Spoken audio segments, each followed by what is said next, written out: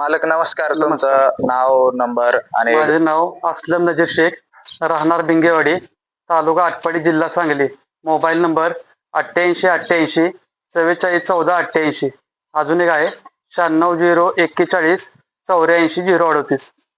तुमच्या व्यवसायाबद्दल आपल्याला थोडक्यात माहिती सांगा की. आपला व्यवसाय कसा आहे, आपला बैल वगैरे आहेत, ओळ आपल्याकडे जवळजवळ 3 ओळ बैल आहेत. कधीपासून माहिती तुम्ही ह्या नादात जवळजवळ आमच्या कधीपासून? आजोबा पंजोबापासून आपल्याकडे बैल आहेत. मग तुमच्या नादाची सुरुवात कोणत्या बैलापासून झाली? आता सुरुवात मला कळत नव्हती तेव्हापासून बैल आहेत आपल्याकडे. तुमच्या म्हणजे जुना एखाद्या बैलाबद्दल तुम्ही काय जुना सांगता? माझा आमच्याकडे एक बैल होता, आम्ही चिक मोहदत आणला होता. लहान होता आदत मध्ये, तेव्हापासून आपल्याला आवड त्या बैलापासून. अगोदर तुम्ही शर्यत क्षेत्रात होता का फक्त आपण वळू? पहिल्यापासून ओळख क्षेत्रात आहे, पहिल्यापासूनच. बरं, वळू क्षेत्रामध्ये किती वर्ष झाली तुमची? आता जवळजवळ आम्हाला वाटतं 150-200 वर्ष आमचं आहेत पहिल्यापासून. बरं, मग पाचवी पिढी. ह्या बैलाबद्दल काय सांगताल? हा कुठून हा घेतला? बैल आपला सिद्धापूर खाणीचा आहे. हा खज्जा बैलाची पैदास आहे. आता जवळजवळ 300 गाय आपण रेतन केले ह्या बैलाकडून. किती दाते? पैदास आता जुळलाय. आता पैदास किती पडले आता? पैदास जवळजवळ आता नाही म्हणलं 20-25 पैदास असं बघण्यासारखे पैदास आहे. म्हणजे वासर किती महिन्याचे आहेत आता साधारण? वासरं एक 4-5 महिने वासरू जोपर्यंत कमीत कमी 40-45 वासरू विकलेले. एक 5-6 महिन्याचे. किती दाते आता? आता हे जुळलेला आहे, आता कडदाती झालाय. एकदा शिल्लक आहे अजून, पण जुळाला म्हणावं लागेल आता. त्याला खुराक वगैरे काय देतो? खुराक आपण खपरी पेंड, मका पेंड, खपरी पेंड आपण मिक्स करून चालतो. बरं. त्याच्या म्हणजे गायी ज्या येतात त्या रिपीटचं प्रमाण आहे का? म्हणजे रिपीटचं प्रमाण जास्त नाही या बैलाचं. मग दिवसातून किती गायी काढतात? दिवसात आपण लयत 2 नाही तर 3च्या वर आपण काढत नाही एका बैलाकडून. ह्याचं वर्णन करा, म्हणजे कसं आहे, स्वभावाला कसा आहे? तोंडाला रागीट बैल आहे, तोंडाला वगैरे शेंग, खाली फाउंडेशन बैला जबरदस्त आहे. छातीला बघा, पाठीमागे बघा, चौक बेक वगैरे एकदम कॅटेगरी मध्ये मोडतोय. शेंगाला काळा, नागपुडी काळा, डोळ्याला काळा, खाली फाउंडेशन बघा बैलाच कसं आहे, पायाचं वगैरे. हा बैल किती वयाचा असताना तुम्ही विकत आपण घेतला? आदत असताना बैल आपल्यापासून आहे, तेव्हापासून आदत आपल्याकडे बैल. आदत वयात तुम्ही याच्यातले काय काय गुण बघितले होते? ते लहान असल्यापासून हे सेप माग चौकाला, तोंड शिंग बैलाचं, खाली बैलाला फाउंडेशन, कलर वगैरे बैलाचं घेतलेलं सगळं. तुम्ही हा बैल व्यापाऱ्याकडून घेतला होता? आपण आयगळी यात्रेतून आणला होता आपण. व्यापाऱ्याकडून घेतला होता. माणसाकडे शेतकऱ्याकडून आणला होता, पण ह्याचं खज्जा बैलाची पैदास आहे. त्याला व्यायाम वगैरे काय देतो? व्यायाम वगैरे आता आपल्याकडे असं हायवे असल्यामुळे जास्त आपण बैलगाडी नादाला काय झोपायला लागत नाही. आपण चालवतो नेतो आटपाडीपर्यंत, गाय वगैरे भरवा असेल तर एखादे. वळूला व्यायाम का बरं दिला पाहिजे? वळूला व्यायाम दिलं पाहिजे म्हणजे शरीर व्यवस्थित राहते. तिथं सगळं चापमध्ये. शेती कामाला वगैरे झुकता का? शेती कामाला आपण झोपत नाही. फक्त गाया भरवायचं तेवढंच आपल्याला छंद आहे. वळू म्हणजे गाय रेतन करताना गाय मालक बोलतात की वळू 2दा सोडा, 3दा सोडा. नाही, कसं असतं, दिशेला कमीत कमी एकच वेळ बैल लावला पाहिजे. कसं आहे, डबल दावला का येणार घालतील गुरु जास्त. मग ह्याच्यात गायींचं जर वेणा वगैरे घातला तर त्याच्यासाठी काय उपाय वगैरे काय? उपाय वगैरे मग काय डॉक्टरकडे इंजेक्शन वगैरे मारतात, औषध वगैरे मेडिकल मध्ये असते ते औषध वगैरे वापरतात.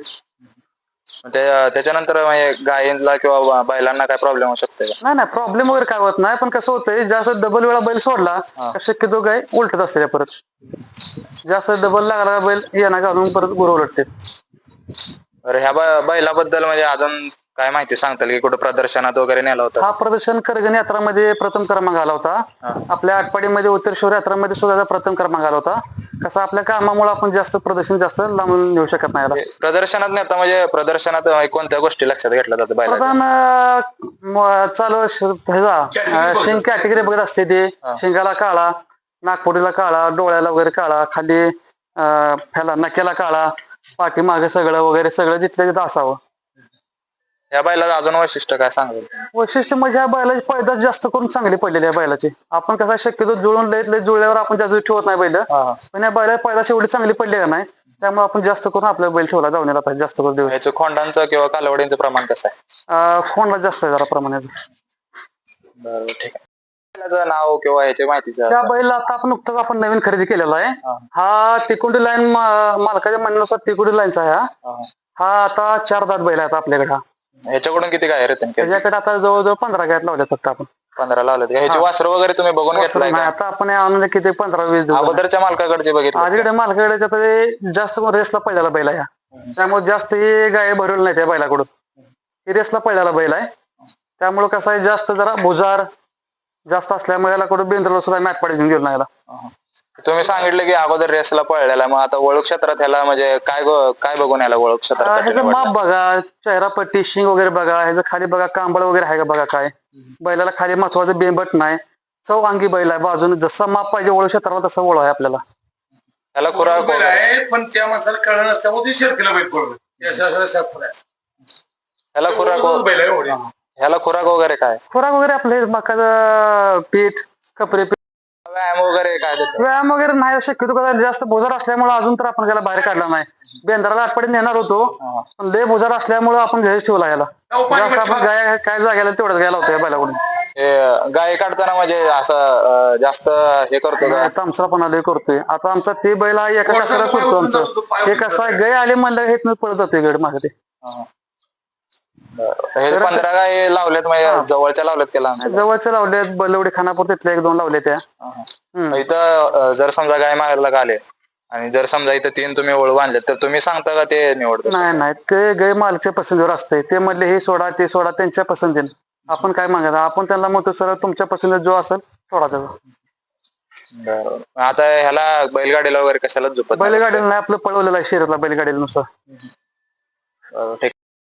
ह्या बैलाबद्दल आपल्याला माहिती ते आपला करंजकी अशोक जाधव म्हणून आहेत, त्यांच्याकडे तो बैल मेला होता. त्या बैलाची पैदास आहे. आता जस्ट आपण 2 गाय लावले त्याच्याकडून, म्हणजे दात लावायच्या रंगाला आलेला आहे बैल आता. आपण एक लहान 2 कालवड लावले त्याच्याकडून. आता कधी घेतलेला तुम्ही? त्या आपण लहान असताना घेतला होता, जवळजवळ वर्षातला 9 महिन्यात असताना घेतला होता आपण. कुठून घेतला होता? ते आपण डफळापूर संजय शिंदे यांच्याकडून घेतला होता. ह्याच्यात काय बघून घेतलं होतं? ह्याच्यात बघा कलर बघा, ह्याचा एकदम धनगरी कोसामध्ये असतो का त्या पद्धतीत, तोंडावर चित्रा मोहरा, खाली फाउंडेशन वगैरे, कलर वगैरे बैलाचा जिथल्या तिथे सगळं बैलाचं आहे. जरा सुद्धा बैलाला कांबळ नाही. शरीर पिळदार, खालच्या नक्या पुरे 1 नंबर, हे असं हे वैशिष्ट्य आहे. धनगर मुडीतला बैल आहे. धनगर सांगितलं नाही, पण आमच्या आठपडे भागात जास्त करून 1 नंबर बैल जास्त कॅटेगरी, शिंग, कांबळ नाही, बेंबट नाही, आहे का शिपुडे एकदम बारीक करगुळ सारखा बैल होता. याला धनगर मुडीचा बैल म्हणून, हे आमच्या भागात धनगर मुडीचा बैल त्यामुळे तर बैल बघून घेतलाय.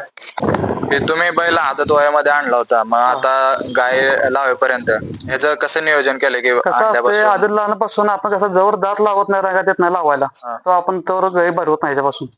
आता एक आठवड्याभर दात लावायच्या रंगात आलाय, त्यामुळे आपण 1-2 गाय लावल्या त्याच्याकडून बारकी कालवडी. आदत वयापासून ते आतापर्यंत त्याला म्हणजे खुराकाचं, वैरणीचं म्हणजे काय बदल केला? मका असते आपली हिरवी मका, कडबळ असते ज्वारीचं, आणि आपले वाळे वैरण आपली. खुराकामध्ये बदल कसा केला तुम्ही आदत वयात एका वर्षात? म्हणजे कसं असतं, आपण खपरी पेंड आमच्या आजोबापासूनच पहिलं आम्ही खपरी पेंड आणि मकाचा भरडा दोन्ही मिक्स करून चालतो. आपण काय अंडे वगैरे काय पाजत नाही बैलांना. हा म्हणजे गाया वगैरे काढायला कसं आहे? गाय काढायला 1 नंबर आहे वासरू.